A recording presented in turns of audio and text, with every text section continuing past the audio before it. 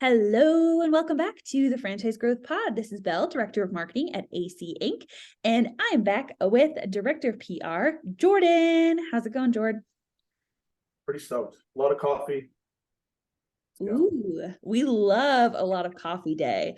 I am in a bit of a different recording space today. I am usually at my house, as you know, but I am in someone else's house because I had a bit of a fire alarm issue in my house. So I do not have my normal coffee machine. And let me tell you, having your normal coffee go-to taken away, even just for a day, it is such a bummer. I mean, obviously you can survive, but like it is such a bummer. It shifts the mood. It's a routine, especially like the coffee. Like if you miss out on coffee, up is down, down is up. 2 + 2 = fish. It doesn't make sense. Like you need the coffee. You need, and I totally agree. You need like your fun coffee routine that you love, or even if you have like tea in the morning or lemon water, like people have whatever type of routine when it comes to drinks in the morning. What is your coffee go-to? Because you even owned a coffee shop before, like you're a coffee guy. Yeah, the coffee shop. Wow, that was a lot of fun. A lot of hours, a lot of stress. And My go-to coffee. you were a part of a lot of people's morning coffee routine when you were doing that. Basically, yeah. Especially when we first opened, it was like people just coming in and us just like our thing was roasting people when they came in. Like they're just laying into them. Like someone would come in and they'd be like, "Can I get like a half calf soy latte, extra foam?" And while they're steaming the milk, I'm like, "Rough day." Really, Oh my really. gosh. Gonna make it. What is that movie that they say half calf and it's Will Ferrell? Have you seen that movie? Do you know what I'm talking about? Where he goes, half calf, I'm getting half calf. And he's never had coffee before. I think it's Yeah. Okay. Drawing a blank completely, but I do remember that scene. okay. I think it's a Will Ferrell movie. I'm pretty positive that scene is in Kicking and Screaming, the soccer movie that he's I in. think it is. And I loved that movie as a kid, but I remember him bringing up half calf. He's like, we're going to get a half calf. And that's just the first thing he hears at the coffee shop. And so he just goes to that and he's like, that's what I'm going to get. Kicking and screaming. I was right. Oh my gosh. Yes. Hey, oh, what a great movie. That was a good movie. I love a good like kids soccer movie, but Will Ferrell was great in that. But sorry, back to your coffee every morning. Cause I'm actually not sure. I don't think I've ever even like run to grab coffee for us in the morning. Like I'm not sure what your go-to is. Honestly, it's coffee. Just any coffee. No, just black coffee. Oh, really? Oh, fun. It's got more caffeine in it, and it's way easier. Like, Belle, I live in Victoria. The amount of pretentious coffee drinkers in here. I'm not waiting for a latte. I'm not waiting for the guy in the checkered t-shirt with the bad attitude and the nose ring to make me a 47-minute coffee. Get me in, get me out. Good cup of coffee. That's it. That's so This is great. the guy who owned the coffee shop. Are you a drip coffee guy or are you an Americano? I'll do drip coffee. Drip coffee. Nice. I, I've been really I, into yeah. drip lately as well. I have like an espresso machine at home. So I have Americanos like every morning. So when I go out, I actually kind of am in the mood for a drip every once in a while. So that's kind of my go-to when I'm out as well. But I take a little splash of cream. It's easy. And I also usually in my morning routine, I have my dog in the car Mm. and he has separation anxiety. So I'm going to get my furniture, my car chewed to shreds and probably leave him there for the length of a steam milk. That's true. That's true. Oh my gosh. Actually, speaking of Victoria, I won't say where this was because they are a lovely coffee shop, but I went to a coffee shop in Victoria once and my poor boyfriend at the time, Josh, he tried to get like a pour over coffee. And if anyone doesn't know what that is, it's just like another fancy way of making coffee, but you pour hot water like over the coffee grinds and then it has to like drip down into the cup. So it's like this, it's actually is kind of trendy. It's kind of similar to a drip, except like more bougie. Level 10 drip coffee. Yeah, and he 10 is out not a fancy coffee guy at all. Like not at all. He's like just plain drip, little splash of cream, like not at all. Doesn't need to be fancy. But they didn't really have that there. It was like kind of a fancy bougie spot. So he's like, I guess, is it pour over kind of the same? And they're like, yeah, it's kind of like it'll give you a very similar coffee. And it took like no joke when you said the 47-minute steamed milk coffee, I was laughing because we literally waited there for like 17 minutes for them to make this coffee. And we were just trying to grab one and then go for a walk. Like we were not trying to hang out at the coffee shop. And it was so brutal. You know what? When we get offline, I'm gonna tell you who I think that is. Oh my gosh. We Coffee won't shops. we won't get into that gossip too much right now, but that is very funny. Anyways, I'm trying to think of a fun segue between coffee and Fran Dev, but I don't have one. So That was it right there. That was the segue. I'm thinking of a segue. Boom, enter segue. There you go. enter the chat. Entering the chat is Frandev marketing. And specifically, so you and I obviously have a background in PR, marketing. You're a franchisee. You've done a lot of community marketing. You've owned several businesses in the past. I'm a copywriter. Like, we obviously love talking about all things marketing, but one thing you and I definitely do like to chat about, even offline, just kind of over a beer, hopefully, usually. But we definitely really like to get into some Fran Dev marketing strategies that apply to any brand, like across the spectrum. And there are several that really, really are like foundational when it comes to building out successful Fran Dev marketing, whether you're brand new and you're just trying to award your first franchisee, or you're a very established brand looking to kind of optimize different parts of your Fran Dev marketing for best results. So our first one we're going to tackle, we have three that you and I are going to tackle today, Jord. I'm not sure if I told you that, but I'm just going to throw them at you. So get ready. So the first one we're going to talk about is something you and I have had lots of good chats about, and we actually have helped several franchisors put these in place if they haven't had one before, which is a founder video. And I know that might sound simple to some of you who are more established brands, but we're going to get into a few things about the founder video, why it matters so much, where you can leverage it. This is something that we have definitely seen people optimize kind of as they have one and they start to figure out where they can put it. But let's start, Jordan, as a franchisee. So you're a business owner.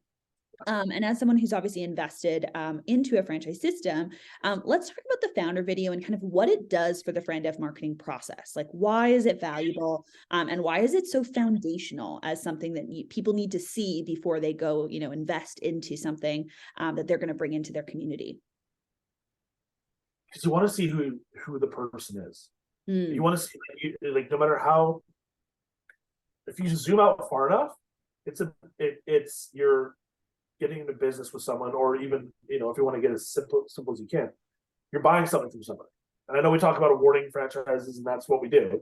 But if you zoom out far enough, you're buying off something, and you kind of want to know what you're buying, who you're buying it from. And the founder video, any franchisee that's going to give you everything, every franchisee that's going to buy in and go all the way in, raving fan style, they're going to look at that video and know right away that this is the person I want to do it with. Hopefully, if you've done it right. I think that's so true. It's that connection point for sure. Totally. That's how it starts. And the emerging brands, that's very important, especially for an emerging brand. Like, you've got 0 franchisees, you've got 1 franchisee. I want to know who the person is, and that really helps with that and qualify that person to go a little step further. For the larger brands still in that emerging space, like anything, you can refine, you can cut down, you can shave, you can trim, but you're going to do stuff to help move the needle. And maybe you can't really put your pinpoint exactly what moves the needle. So you're going to change a lot of stuff. And one of those things is maybe incorporating a founder's video. If you haven't already, this is a whole other market of people that are going to want to look at it, that maybe looked at it or stopped by before, didn't see that, or people that were looking for something, didn't get what the message they want. Well, now they can revisit that. Maybe there's other people getting more notoriety. It's the same thing. It's just at a broader scale. But yeah, it's if you're not doing a founder's video, Belle, tell them why it's so important. I think you've touched on a couple really key points that I wanted to highlight, and we'll get into a little bit of things you can do and where you can put this video that is going to provide the most value. But the big thing that you highlighted is that trust building. So actually seeing the face behind the person who thought of this idea or thought of this business model, the person who you are, as you said, getting into business with. especially in that emerging space. But even still in that established space, we really see that mindset being one of the best for engaged, happy franchisees, is feeling very connected to the vision, the mission for the business, to the emotion behind it, and to the people, right? So that trust building really does come from face-to-face interaction. And as much as, when they get on this discovery day or the discovery calls and they're really seeing you and talking to you, that's awesome. But to get them to that point, something like a video of you talking about the mission for your business or what it's like to be a franchisee, but having the founder or the face of the business really speak to that is going to be really, really key for that trust building and for just getting engaged in the process, getting engaged in the business. And video is actually proving to do that across the board. So it doesn't even just have to do with social media anymore. Like putting videos on social is good. And we've known that for years and years now, but it actually has to do a lot with website now and with your emails. Like embedding video into emails has proven to be really, really valuable. Putting videos on the top of your website pages has been really valuable. So it really is proven over and over, like video content does have that edge over something like a photo and a quote or something like that, which still totally has its place. But I think that video and really seeing the person kind of talk about it and have that emotion behind it is really huge for the trust building and for the feeling connection as far as the human element of a business. 100%. When it comes to the kind of creating of that video, I know I can think of one right off the bat about the needing it to be perfect being a really big challenge when it comes to creating something like this, or feeling like you need to be amazing on video, being kind of a challenge. The budget of having like someone really, really professional come in and film a big fancy scripted video for you can also be really daunting. So there's definitely some challenges that come up when it comes to kind of helping get rid of a little bit of those roadblocks and building out a founder's video kind of at whatever stage of growth you're at. What would you say just for someone who's maybe looking at some of those challenges and is going like, oh my gosh, this is way too daunting? Yeah. You're right. It's too daunting. It's like, I want to lose 100 pounds. We didn't lose 100 pounds in the first week. You lost 5, right? Like you got to start small, bite-sized pieces. I have seen what? No, go ahead. Oh, okay. Sorry. I have seen what works is talking about, and this is if let's say you've got a few franchisees, talking about their successes, not as your success, but just celebrating. That's the best foot in, I find. And if you don't have franchisees, but talk about some wins that maybe your customers are having, right? Like I don't have any franchisees. Cool. Well, you must have a customer that you want to talk about, or a vendor that's really helped you out, or just like a thank you, like. Or your corporate location too, like celebrating wins of the business in the community that already are existing is so big as well. I would also say you do not need to have fancy tech is the other thing. Like you really, really don't need to have a very fancy scripted video for it to create an impact. Like I think that's a big thing that we hear a lot of people going, oh my gosh, well, I'm looking into videos, and like we were even just looking into some video partners, and man, it does get up there. Like that budget is no joke when it comes, and it deserves to be. Like the tech and the skills are amazing, but you don't have to have that before you start putting together. Like I've seen awesome ones that are just filmed on iPhones with like very, very little editing. And yeah, they look amazing, and they definitely do the exact same thing in terms of creating that connection point. And then you can invest into the higher quality video or the higher quality editing when you're at that point, maybe when you've rewarded a few more, or again, if you're an established system and you kind of want to do a new one, you could look at some other options. But creating that authentic connection does not take like fancy tech, at least from what I've seen. No, I think it's right. And I mean, you're in social media more than I am, and correct me if I'm wrong, but like TikTok changed the game. Like you don't need a high production value. And what you're starting to realize is consumers of that content, their nose for BS is more and more. They can smell it away. So just getting on there and being real, that goes way further than people think. Yeah. And it also builds your confidence too. Like just being on video or getting used to, talking on your stories or something could be a really, really good way to get into feeling more confident. But you're so right. Like people are feeling so much more doubtful of like really, really crazy high quality produced content, because it just doesn't feel quite as genuine. And so that's why, again, having it be like scripted, you don't need to have it scripted. I helped build out kind of like an outline once for a founder who was just looking for like key points to mention. But even that, like, we did not have it be like a reading off of a side thing, because it really doesn't come off quite as genuine or authentic if you do it that way. Oh, you do find now too, especially, I mean, this goes, I don't want to segue too far out of it, but like, if you look at social media ads now, there's less and less ads, especially on TikTok, basically none, and more collaboration. So it's more authentic. There's a more real feel to it. Yeah, I think it really depends on the platform for sure when it comes to the ad thing. But I even see on the alternative side of that, I'm actually not on TikTok. Don't tell anyone. I'm not on it a lot.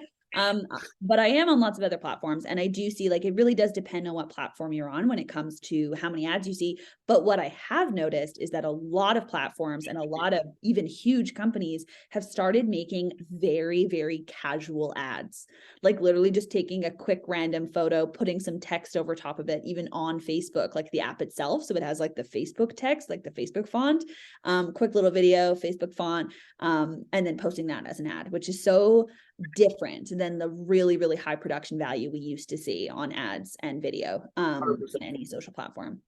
Yeah, if the billion-dollar companies starting to get casual with the ads, it's really speaking volumes to where the direction is. So, as a founder, don't be afraid to make videos.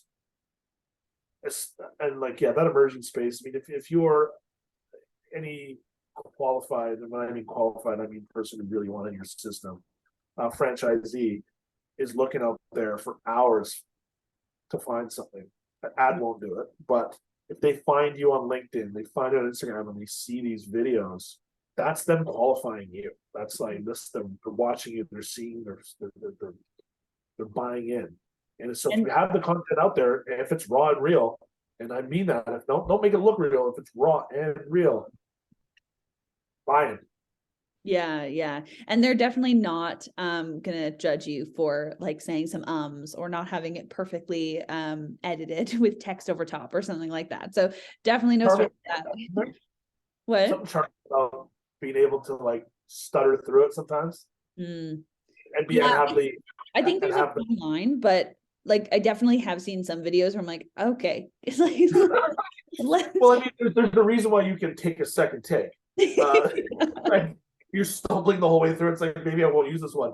But looking, I'm not saying you do it for the sake of, but just putting yourself out there and being vulnerable and even showing that you are goes miles with people these days.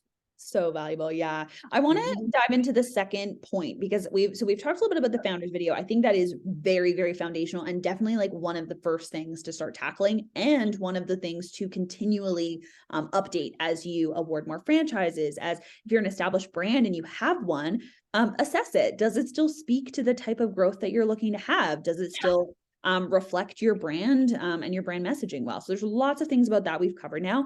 I want to do, this is going to be a little bit shorter because it's really just more of a quick point that is very AC vibes, but it's a very quick tip in terms of the website form that is the initial connection point with your leads on your franchise site or on your franchise page of your website. So I think we all know what I'm talking about, but I'll just say, so it's just the first time they reach out to you through your website. It's usually a form, usually asks a couple questions, they submit it, and then that's their kind of initial connection point with you. And then from there, you often will send emails or book a call or whatever, but that's the form I'm talking about. And Jordan, go for it. I already know, what the tip is, but it's very quick. But I think this is so key to say. Shorter is better. Shorter is better. Shorter is better. You're not going to hear a lot of people say that, but shorter is better. So I've seen everything from short of blood type and firstborn ask on some of these forms. It's true.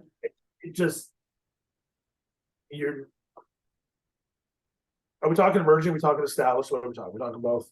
We're talking both. Yeah, we're talking about forms. And this is also just to say the AC kind of mindset about the having a short Totally. initial call form, or not even, sorry, initial call form, an initial reach out form. Just the whole mindset does apply to any stage of growth. And really, it's just the mindset of never pinch the funnel at the top. That's really like, and that applies to whether you have hundreds of units already or whether you're just starting out, is to pinch the funnel. Like, maybe you have other things that pinch the funnel that are more about vetting or more about, deciding if they're the right candidate, all those types of things. There are other ways to pinch it, but to pinch it right at the top by making that form crazy long, especially as an emerging brand, is such a way to get people to not want to reach out. That's where I was kind of going. Like, and I've seen, it's funny because I've seen, I don't know, you probably doubled what I've seen. I've seen like 300 forums on 300 websites. And it's funny because I sometimes when I look at the more established brands and I see there is longer, I'm like, I get why they're asking for some of this, because they, in a lot of ways, I'm not saying they don't have to, but they can get away with presenting less value to you because their proof is in the pudding. I've got 150 units. This is what I need you to fill out so that we can continue a conversation. But if you're an emerging brand and you're asking for net worth, can you get this type of liquidity? We need your credit check. What color are your eyes? If you're doing all those kind of things, like, man, like, no. You need to get them interested, bring them on, and then you need to start presenting your case in person on a Zoom call, phone call. We need to start and talking about what we're doing, how we're going to grow this company, creating that mind. I can tell you right now, checking how much liquidity they have is minuscule compared to the other things that you need to bring on board for an emerging brand. Like, you need to make sure you bring on the right person, and you need to understand that you're trying, they understand and want to emulate what you're doing. So that form needs to just be enough to get the information you need to reach out and start having conversations. Yeah. And I think it often can feel like we forget sometimes what our end user, and this applies to consumer marketing, this applies to friend marketing, but we can forget what our end user is experiencing. So I just taught someone this term the other day, but UX is like user experience. And we sometimes can forget that when we're creating things like our website forms or our website pages in general or our social or whatever, but we can forget what stage we're actually reaching people. So it is very true that friend leads today are very informed and they've done a lot of research, and that's awesome. So maybe you can ask for a little bit more than just name and email. Like, maybe it could be a couple more questions than that. Like I've seen a couple where it's like, where would you be looking to open this? Like, or where are you, where are you located? Like, a couple of things just to kind of get an idea. Of course, I'm not saying that it has to just be like first name, email, that's it.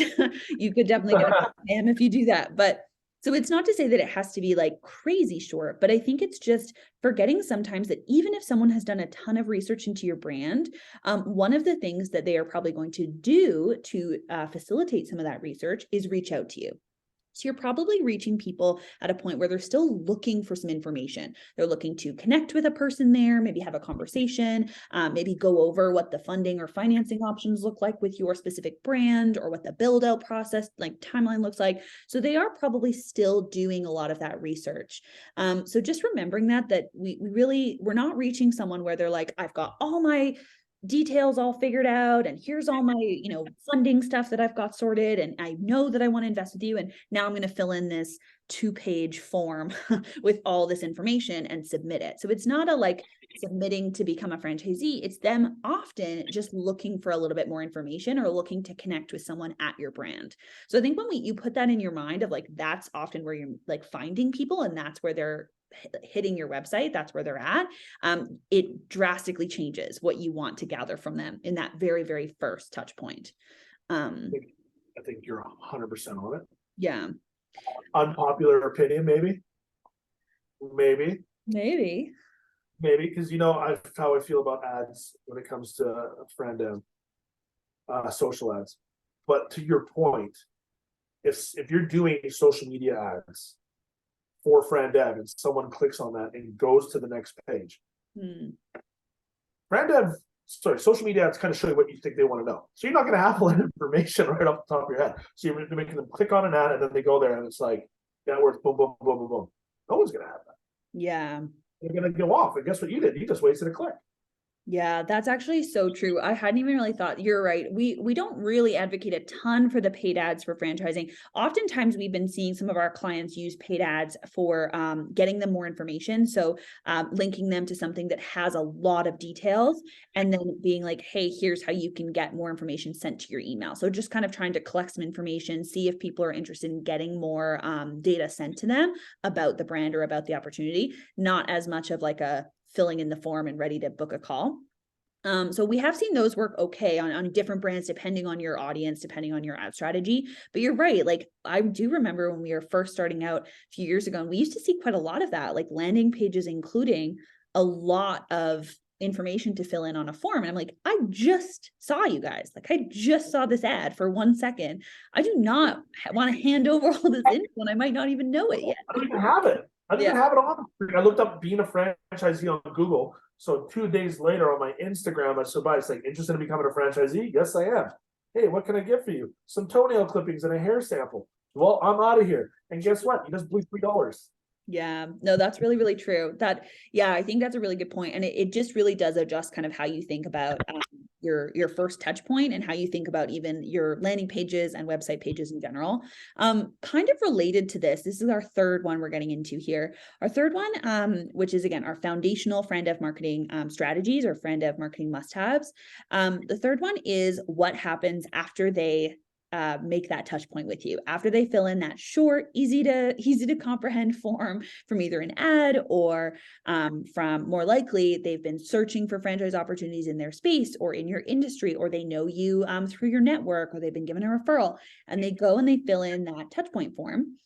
Now, the thing that is definitely a must-have, which we've seen some amazing ones over the years, but still there's always room for optimization, is a drip campaign. So getting emails out that is sharing. I mean, lots of people have automated emails that go out. Like, it's not saying that that is crazy or different, but it's having drip campaigns that share a ton of content about your brand. So podcast interviews you've been on, blogs, information about funding and financing and what that looks like, validation from past franchisees or from your top validators, like just things that people are going to be wondering about as they're maybe starting to look into this, or as they're even just passively opening some emails going, oh, this does look interesting.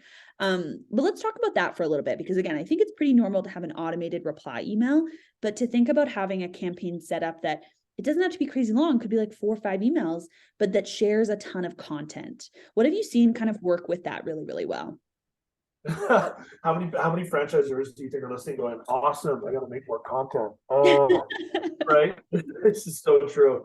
What have I seen work? If we're talking about Fran Dev and we're talking about email campaigns, and I will defer to you for email campaigns because you're an absolute guru at it. But in terms of like, I remember even at the retreat we did, we went through, we were talking a little bit about like how valuable drip campaigns were in terms of the Fran Dev process. And just about, instead of just immediately trying to get people on a call, we talked a little bit about like sharing things like, I mean, I just mentioned, but like sharing some blog posts about maybe some things that around education in your industry or starting a business in this space, sharing like features you've been in, things like that.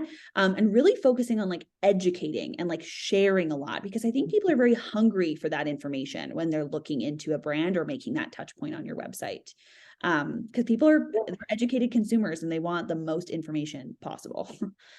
It's funny because it's in a lot of ways some of the stuff you can put in founder videos and content like that. It's very similar to what you can put in these, right? Because it's the same idea. You're kind of putting information out there for people to find, but now you've got their email, so through their email, you know. That's actually true. That's very true. Like, well, it is actually very true. And you can, I mean, you can also share your founder video in some of those emails. That's also a great call. But it is very true. Like a lot of what you're trying to highlight across any kind of content that you're putting out for marketing for Fran Dev is very much highlighting the wins, highlighting the what it's like to own a franchise. Like that's a huge one. Sometimes founders videos will touch on something like that. Like here's what our franchisees kind of do each day, or here's what some of their big wins are. Like I think a lot of people are just interested in that kind of information. information rather than just being like, you can make a lot of money and like, you will make an impact. I'm like, okay, but what does that mean? What is my life going to look like? What am I going to be contributing to? Like, let's get into a little bit more details, not just like, you should do this. It's super fun and great, you know? Yeah, right. Company franchise. Yeah, Yeah. I guess, it's one of the things I know for a fact works, especially if you've gotten the information from them. Let's say you've got their email through that campaign. Maybe they missed your call. Maybe you haven't connected with them yet. Maybe they're just like, I'm not interested. They went far enough to that point where they're at least a bit interested. Mm. And so kind of soothing that panic of being maybe a business owner. I mean, franchisees in a lot of cases have the drive to be business owners. There's a lot of things that they have to drive on, but because you're a franchisee, because maybe you couldn't take that initial step. So maybe there's a bit of trepidation of the residents. So to get on there and talk about the successes of your system in the most, not braggadocious way, but just getting out there and being like, hey, look at blah, blah, blah from here. Our franchisee just made a record of sale of this. This is what they're doing here. They've just got a local award for this. And this is how we help them, or this is what we're doing to help them. To share the success of that, I think eases a lot of people's hesitance when it comes to kind of jumping over that next line. I think because there is going to be hesitance where it's like, maybe this isn't for me. So when you see the franchisor is there holding the hand of the franchisee in many different ways, I think that eases people's, I think it brings the heart rate down a bit. It really does. It really does. It's so true. And I think that speaks to a big point as well in terms of feeling maybe like a lot of this is like bragging or sharing like a lot of information. And I think it really does circle back to, this is not, as you said, like selling. This is what the way to kind of think about this, especially when you are maybe a little bit nervous, to kind of highlight all the things we do to support our franchisees. Like if that feels nerve-wracking to you, or if you're like, that is going to come off super braggy and lame, like if that's your mindset when you're going into that, first of all, I very much get it, because no one wants to be like, oh, hey, look at me. Like, especially when you're trying to genuinely help people, but it does go back to helping people. And I think having the mindset, I just had a strategy call with a brand last week, and we had a big conversation about this mindset of thinking of anything where you're sharing content or sharing value or sharing information about your brand, whether that's the services you provide from a consumer side, or whether that's the franchise offering that you've created from the franchise side, thinking about it as there are certain people out there that have a certain problem or challenge, and this solution that you've created is a solution. So you're not saying you have to do this solution. It might not fix everyone's problems, or it might not solve everyone's challenges, but to think of it like that, like we are presenting this as a solution. And if we're going to present a solution, we need to show how it helps them, what it's going to do for their life, how it's going to impact their finances, and being honest. Like, even I've seen some drip campaigns where they talk a bit about how much work it is to own a franchise. So like kind of they do some expectation setting even in that drip campaign about this is not you handing over some money, us partnering, and then us doing all the work and you just managing. Like, this is, you are becoming a business owner and we are going to do all of these things to support you. So it was really talking about like doing some expectation setting about what being a franchisee really means, because I think some people go into it and maybe don't always understand. So it was education. It was a little bit bragging because they do a lot of amazing support things, but it was sharing it because it's a solution. So if someone is struggling in the 9 to 5, or they've always wanted to own their own business, but they just do not want to do all the hours of Google research and all of that, they want to have someone help and give them a bit of an outline and make sure there's systems in place that work, and they get a little bit of support in terms of culture building and all those things. Like, to have some support and have some help through the process, like if that's a key challenge, explain the solution. And I think it's just a good mindset to get in when you're feeling nervous about, as you said, like sharing all the things we do to support, or sharing all the wins our franchisees have had, because that can be definitely a nerve-wracking thing when it comes to Fran Def marketing with this type of stuff. Hang on. Good Hang show. on. Woo. Well, I kind of took over that last one because I am a bit of a campaign. Let it ride. Let it ride. That's great. I do love chatting drip campaigns. So if anyone wants to nerd out with me, come man. join the franchise marketing roundtable. Everybody wants to tag in. We can go another half hour with Belle. She's the Honestly. campaigns. Oh, And you do understand the importance of the right content out there. Like, I'm not one who reads a lot of drip campaigns. mm. But Yeah, when I'm I a see big something, email reader. I think that's oh, part of why I like them so much. That is really funny. I was thinking about that the other day with newsletters. Like some people are big newsletter fans, other people are really not. I'm definitely a newsletter fan, which is why I are like you? them. Oh yeah, not all of them. I mean, some newsletters are really bad, let's be real, but some of them are great. Anywho, that's getting off track. Jordan, I think we are going to finish up for today. We kind of touched on those again, 3 big Fran Dev marketing foundations or must-haves. Is there anything else you want to add though before we finish up? I don't think so. We dove into it today. We did. We got pretty in depth, especially on that founders video one. There was a lot of good tips in there. Oh man, yeah. There's some Yeah. hot takes on that one. Ooh, we love a hot take. Not as much as we love hot coffee, but you know. Okay, well, we're going to finish up here today, folks. Thank you so much for listening to the Franchise Growth Pod. It really does make our day. Our community is growing on here.